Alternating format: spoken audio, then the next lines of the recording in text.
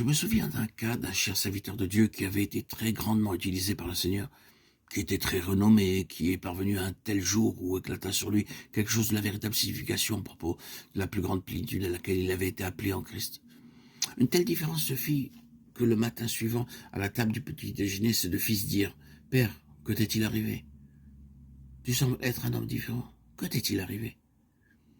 Il est retourné au pupitre de sa grande et fameuse église, et les gens commencèrent à dire « Qu'est-il arrivé au pasteur? Il semble être un nouvel homme. » Alors qu'il sillonna le pays où il était connu, la même question se posait. Qu'est-il arrivé à cet homme? Comme il me le dit personnellement, vous savez bien que ma conversion fut une chose très réelle. Ce qui m'est arrivé a rendu ma conversion comme n'étant rien comparé à ce qui m'est arrivé ces quelques derniers jours. Peut-être attendons-nous quelque chose comme cela. Eh bien, ce serait une journée ou une nuit à se souvenir beaucoup. Ne serait-ce pas si cela était ainsi? Eh bien, nous attendons. Et Dieu attend. Mais pourquoi? Pourquoi 480 années dans le cas d'Israël? Pourquoi l'attente? Si c'était l'intention de Dieu depuis toute l'éternité, pourquoi ce délai?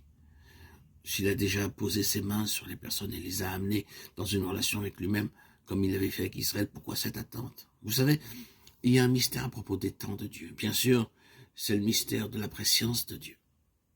Je ne veux pas vous embrouiller, mais il y a cette réalité, que vous puissiez l'expliquer ou non, il y a ce fait que deux choses se synchronisent dans les voies mystérieuses de Dieu. Et ces deux choses sont le fait que l'homme soit prêt et l'heure de Dieu. L'heure de Dieu est une heure déterminée en ce qui concerne Dieu.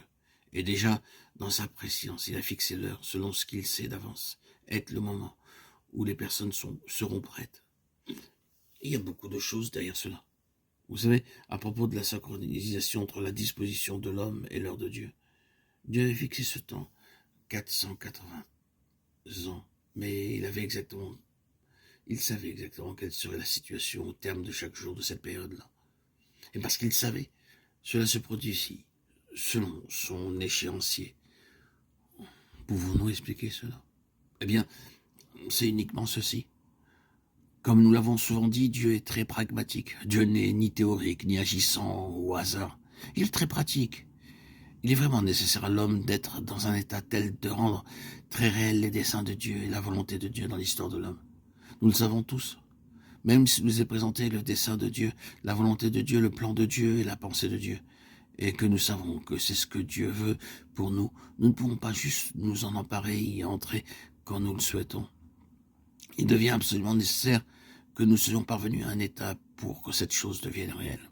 Sinon, ce serait seulement une théorie, quelque chose qui vient sur notre chemin et c'est tout. Mais lorsque Dieu réalise une chose, il le fait d'une manière et à un moment où cette chose est merveilleuse, en raison de la préparation qui a été effectuée pour elle et parce que l'homme est à présent prêt pour cette chose. Et si cela ne se produit pas maintenant à cause de l'état de préparation de l'homme, rien de moins qu'un désastre aura lieu. Cela devient une crise aiguë en raison de ce que Dieu a été en train de faire en préparation.